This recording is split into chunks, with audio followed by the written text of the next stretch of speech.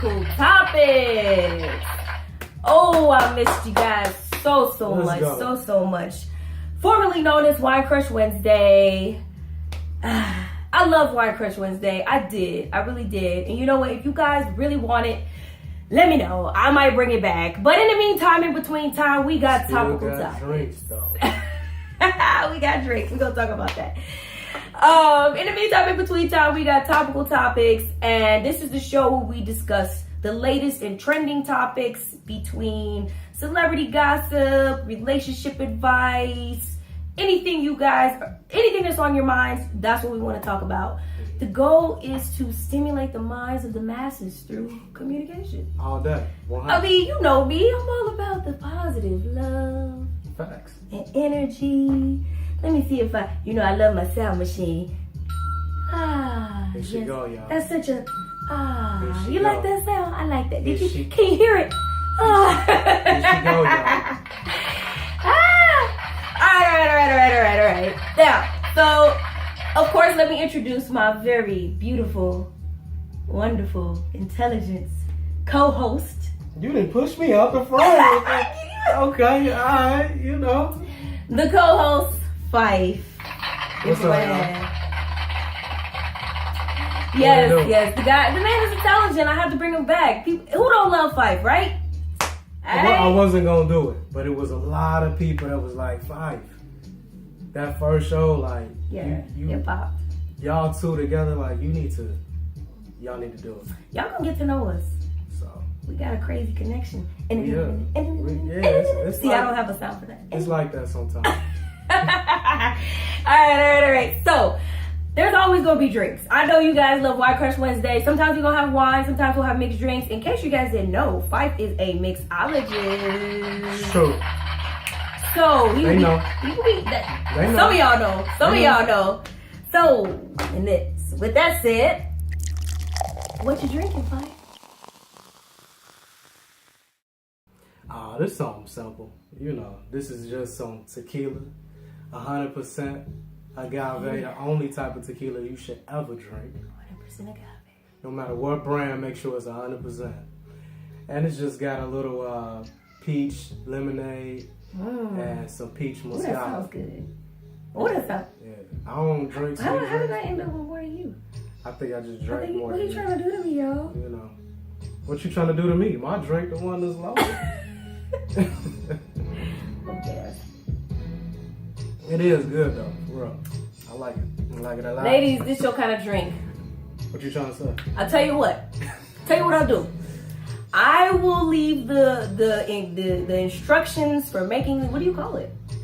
I haven't come up with a name just yet. Okay, I tell you what, guys. I'm gonna leave the instructions for how to make it. Leave me a message below. Tell me what you think the name should be. Yeah, I'm gonna give you a little close up. I think I'm gonna just call it, Peaches and Tequila.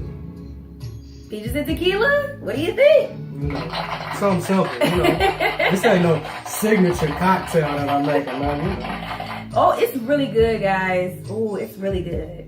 I'll leave the instructions down below in the description box. For sure. By the way, if you're watching this on YouTube, Facebook, whatever, please like, share, subscribe, comment, all that good stuff. Please, if you want to see us come back, you got to do that. And if you're on Facebook, please make sure you like my page, Aviana World. I love you guys so much. All right. Let's get into it. Let's do it. Alright, so the first topic that we're going to be getting into is on everybody's minds right now, okay? Everybody, no matter who it is. It is the Drake and Pusha T beef. Ooh, wait a minute, let me get a good sound. Ooh. It's on everybody's minds, and I mean, especially if you love hip hop, and I mean, who don't love hip hop in 2018? Right. And I was just saying, for me personally, growing up in the better part of the 2000s, being a fan of Drake and Clips, Definitely. I mean, talk about major talent was being pumped in hip hop in that 2000s era. That's right. Mainly Pusha T in the 2000s, but like in the late 2000s, you got Drake. So This is gold for us late 20, early 30 somethings, okay? This is gold for us. Yeah. But man. Let's talk about it. Let's get into it. Let's get into it. What you got to say? I got some stuff to say, but what you got to say? What are we talking about? Okay, so here's the thing. Okay, here's the thing. You guys know Drake. Some of you young folks may not know Pusha T. He was a part of the group Clips with his brother. They had really hot, this was like their thing. They were really partners with Pharrell. And they had a popular song, Grinding. Like, if you don't know these guys, and you got Drake playing in the background, like, what a Clips background is get? Boo! No, look. What I'm doing, I'm playing it because this might be the last time that we ever hear Drake music in our era. After he was bodied. Bow! Okay, we gonna get to that. Wait. So, I'm not gonna go through the whole background on how we even got to this beef because it's real deep. But I tell you what, there is an awesome article, and I will leave the information down below in the description down below of this article on Vox.com by this chick. What's her name? Asia Romero. This girl had a very, very thorough breakdown of how this beef even started, all the way back to freaking 90s, I think, early 90s, when Birdman was beefing, etc., etc. She's got a whole description about that, so I'm not gonna go through all that. But here's what I think. I love me some Drake, I do, but Pusha T is real rap, y'all. Yeah. He's real rap. Yeah. I mean, he's real hip hop. I would go a step further than that and just say Pusha T is a real person. He's a real dude. He's not a character. He's not a character. So his music and everything that he does is authentic. Yeah. It's genuine. You know what I'm saying? So he's not an actor. He's not an actor. You know what I'm saying? I agree. And actors get a lot of awards. They get a lot of accolades. They make a lot of money. You know what I'm saying? But that's kind of like back to the Nicki Minaj and the what's her name? Remy Ma thing. It's the same type of thing where it's like, you know, Nicki an actor. As much as we like our music, it's like we like Drake music. At the end of the day, they some actors. Yeah, look, I wouldn't compare them because Remy Ma, I wouldn't say. They on the same label. Drake and Nicki on the same label. I understand that, but Remy Ma in comparison to Pusha T, they come from the same space. The same space. They both got bars. They both from the hood. No. Remy Ma does not go in the category of greatest female rappers. She doesn't. I mean, as much as Pusha T don't go in the greatest. Well, no, not greatest, but like he goes in that category of rappers like Common, Talib Kweli. You know, those underground rappers that always talk about stuff. To me, that's how Remy is. She go in that same category. But have you heard Remy's music though? She don't be talking about nothing. I'm sorry, but okay. Anyway, back to the beef. Cause we about to start a whole nother debate. My thing is this: what I always bring up is it appropriate in rap for people to go as hard as they actually going in this situation? You know, to me, like Pusha, like he went hard. He didn't hold he brought a lot of light to the situation. A lot of things people been wanting to say for a very long time, and maybe they tried to say it, but they didn't say it like him. So he came with it. It'd be interesting to see how this. He didn't hold no bars. Honestly, in a hip hop beef, nothing is off the table. I'm sorry. Okay. Everything is on the table. Because we're talking about rap here, and if you want to do legendary classic rap beefs, there was nothing you cannot talk about. If you go back to Tupac and Biggie, right. Jay-Z, Nas, 50 and everybody. And that's kind of what I feel too, though. Not that I'm changing my opinion off of I'm just asking a question, but like a lot of people were saying, that's what they was making an issue. They was like, man, Pusha, he went too hard. Like he did this. He shouldn't have said nothing about Drake Kid and about his mama and about his girlfriend and all this. But my thing is, like, that's what a beef is all about. When we get to 2018, I agree. And you can't even foul somebody hard in the playoffs, and now you can't even really talk on a track, on a diss track. Like, true. But you know what I think? I think the reason why people are saying that is because we're becoming more aware of that. And but I think that people soft. You hear me? Soft. That's what's happening. Chill. They becoming soft. Chill. Chill, bro. Like, come on, like, I cried. I ain't cried when I was in 5th grade and somebody talk about my mama. Now we grown men, and now that's the argument. But he didn't talk about his mama. He talked about his kid. He talked about his mama too. He talked about his disabled friend. Hey. Which I think is off the table if it's a beef. He's 6'6". All right. Pause.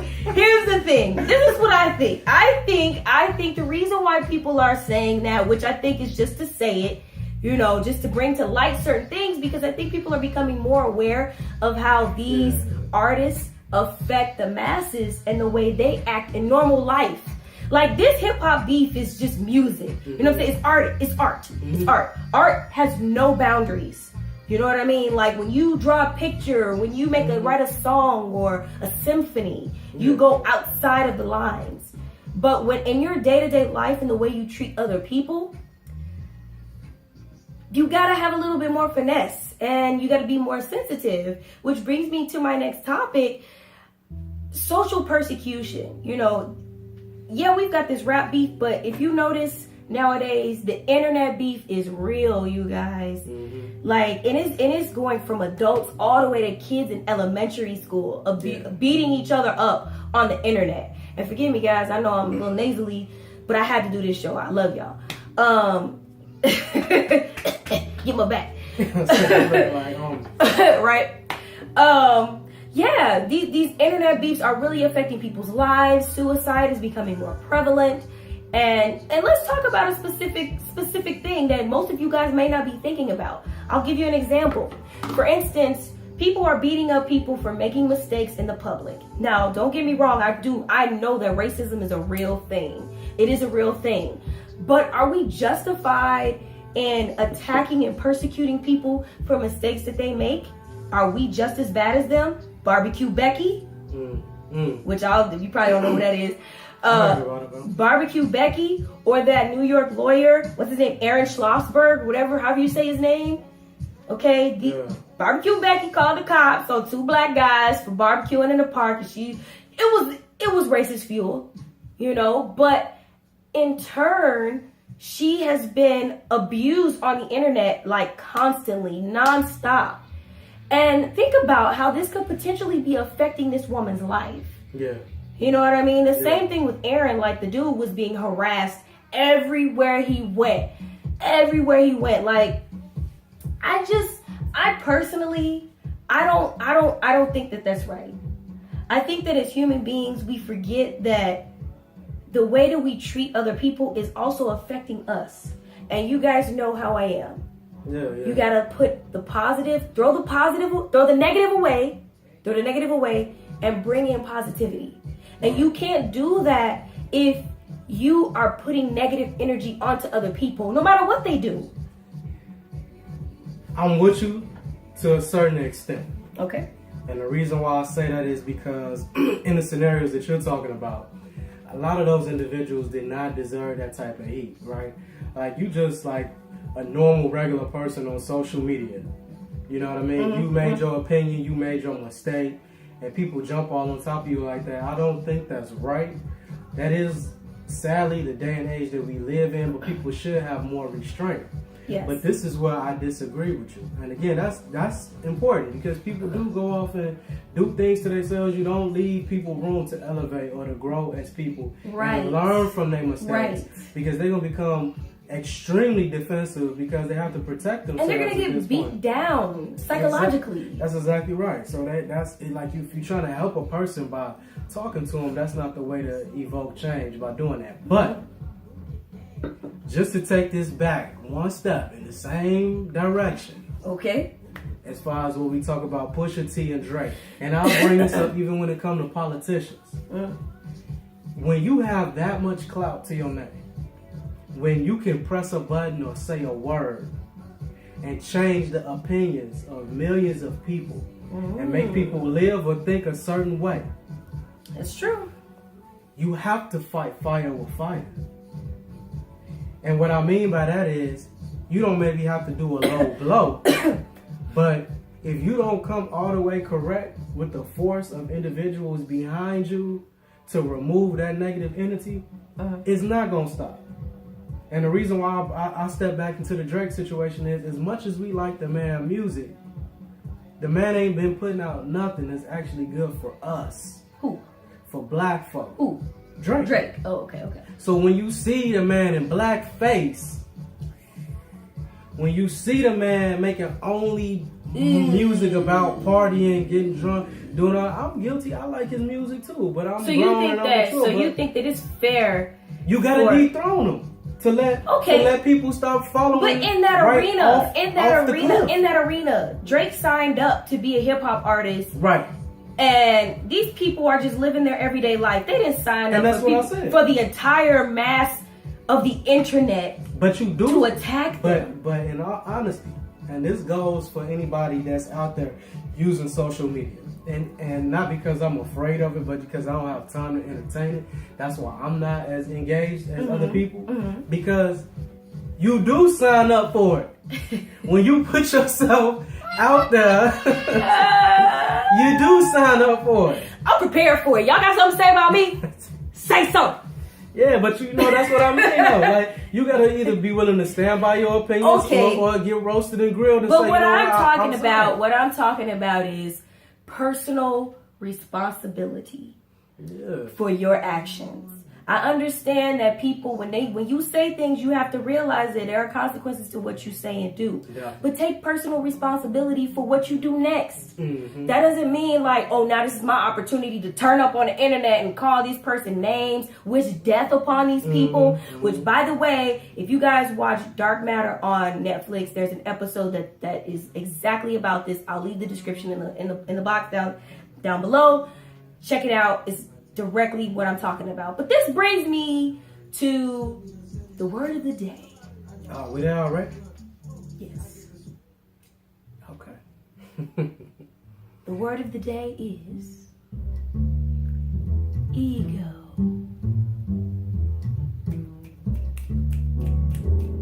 What an incense? Oh, darn it. What do you think it is? Yeah. Some people may say ego is being conceited, arrogant, being full of themselves, arrogant, overconfident. But Phif, let's educate the people on what ego really is. Ego is that, but it's not all that it encompasses. Ego is, if we're talking about from a esoteric or a psychological standpoint, it's your false self. Like, people don't recognize, a lot of people don't even understand this because they're not in tune with self. But there's a little voice in your head, and not the good one, that tell you, oh, don't do that. You know what I'm saying? The one that's always trying to please self and is so concerned. Okay, pause on that. That little voice in your head that's trying to please you. Not just saying, oh yeah, I look good today. The voice don't always say stuff like that. Say that too. Not all, but yeah, that's the obvious one. Like, you be like, shut up, ego. I ain't that fine. But ego also says things like, I'm not going to apologize to my husband because I'm right. Ego does that. It does. Ego also says things like, I'm going to pretend as if I have something that I don't, so that others will feel a certain way about me. Because that makes me feel good. The other thing ego will do along the same lines is, you'll actually have things, and instead of you being humble with the things that you have, it'll make you broadcast those things, or try to, get one up on people by showing them that you're quote unquote better than them. Yes. Okay, guys. So let's sum it up. The ego is your false self.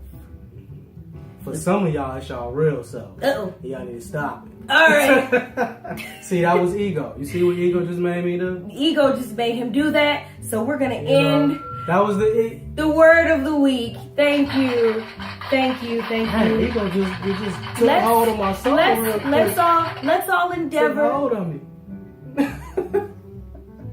Pause, sir. The ego is Pause, controlling me. Kanye, bring it down, Kanye.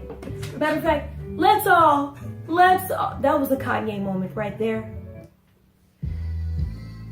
That was a Kanye moment. He just had a Kanye moment. I need you to. Let's all endeavor to turn our egos down just a few notches this week, all right?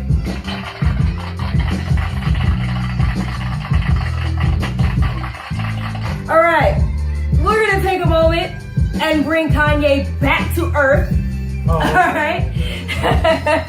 And get into the next topical topic. Let's get into something good, something smart. It's college season. All right. Okay, Woo! okay. I want to give a shout out to all the grads. Let's do it. You worked hard. You got them grades, or at least you got a C average. Hey, you got your diploma, baby. Hey, you got your degree. You got your diploma. You did what it took to get up out of that mud. All right, I'm proud of you. I'm proud of you. If ain't nobody proud of you. That's for real. Yeah. And shout out to my baby brother, Brand. I love you, baby. You graduated from college. You doing your thing. You got your career going. You hear me? You did the thing. All right, what's this college talk? All right. So, college talk is bringing up this question in the black community, especially on black Twitter. Mm-hmm. Are black parents properly preparing their kids for life, for college, after high school, after 18? And, okay, here's the stereotype. Soon as you turn 18, you gotta get up out of my house. You got to go. You gotta go. Robbie World, I see. You gotta go. Gotta go. Shout out to Robbie World. We love that dude. Did your mama say that? My mama, y'all don't want to know my mama. Yeah, I had keep to go. Keep it real, Phif. This is topical topics. We only keep it real on this show. Hey, I had to go. You feel me? Hey, it wasn't that she was making me go, but I had to go. My mom, she told us straight up, like, you gotta get a job, you gotta go to college, you gotta do something, you gotta get up out of here. Yeah. All right? Look, in all fairness, here's the thing about my parents, and I'm gonna get into this real fast. My parents, I had a child at 18, so it was like I really needed to speed up the grow up process. Mm-hmm. Also, I was my parents' first child, my parents' oldest child.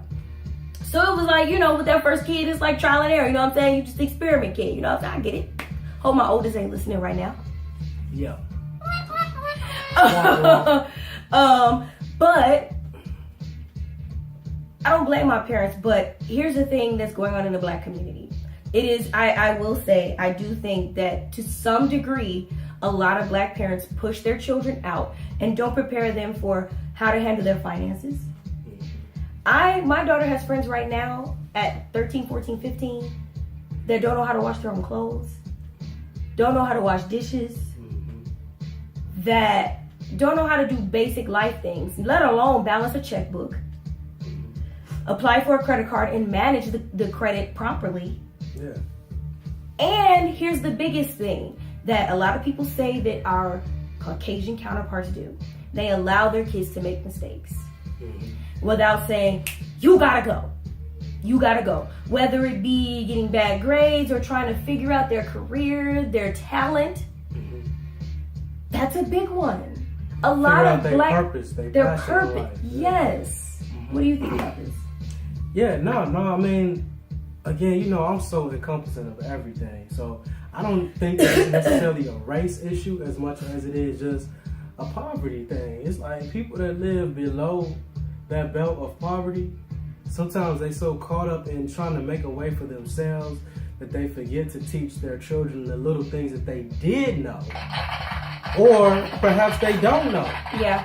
But because people with money, no matter what color they are. You're right. And success and education, they know how important it is to teach their children the tricks of the trade, so to speak. Because at the end of the day, You know, Right. you don't want to be taking care of your kids when you 50 and 60. You hoping they doing something better than you are. They can take care of you. That's true. You know what I mean? And not just in a selfish way, but that they became self-reliant. So I think as parents, sometimes we want to be the kids' friends. Sometimes we want to hold their hands with every little thing. My father said something that was very right. He told my mom when I was like 13, he said, you know, the training is done. At this point, the only thing you can do is wait for that young person to come to you for guidance, and you still try to guide them and help them and give them little bits of information that can help them, like a counselor or a coach. But like the sit down, shut up, do this, do that, like that's over by the time a child get a teenager. And I think a lot of black parents have that hard time transitioning from training your child as an adolescent to training your child as an adult. You know, it's all that, you can't do this, don't do that, sit down, be quiet, do what I say. Yeah, that ends at like 13, 14, 15 when they go into teen years. Yeah. Now it's like, you gotta prepare them for the real world. Let me show you how to shave your legs. Right. Let me teach you how to balance a checkbook. Or like me. Let me teach you how to drive. I know some grown people my age just learning how to drive. I learned how to drive when I was 13. Probably not a good idea. On Lakeshore Drive. Okay, probably not a good idea, parents. With a stick shift. Do not teach your kids how to drive on Lakeshore Drive, #1, and definitely not at 13. All right? So I want to know what you guys think. What do you guys think? How did your parents treat you? What are you doing with your kids now to combat that if that's how you were raised? Did you have a great upbringing? I know I grew up in the 90s, so it was that transition to that upward building of black people moment. You know what I mean? We get the drugs and all that kind of stuff going on in the 90s.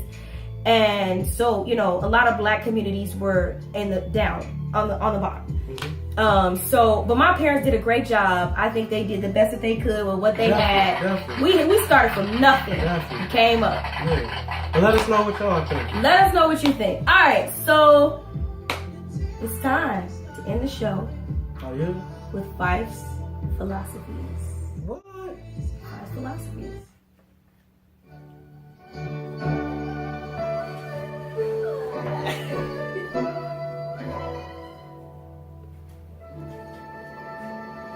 Hello world, I'm Phif, and this is Phif Philosophies.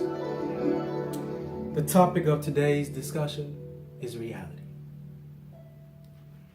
In a world of manipulation, it's so hard to find concentration. Where do we go for a break from the constant noise of the ego? The age of imposing opinions as alternative facts, boxes, labels, and traps. Where free thinking becomes so attached. By the strings and the things and the things and the beings, since when did becoming blind mean being a man that is sin? And thoughts of enlightening instead of brightness have become frightening. Everyone wants a third eye and a vision, but we the ones that really gotta stay focused on the mission.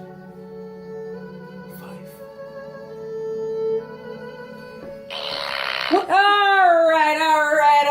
That's enough of that. Thank you, Phif. Oh my gosh, that was beautiful. Yes. Phif just fed us spiritually right there. You felt that? Did you feel it?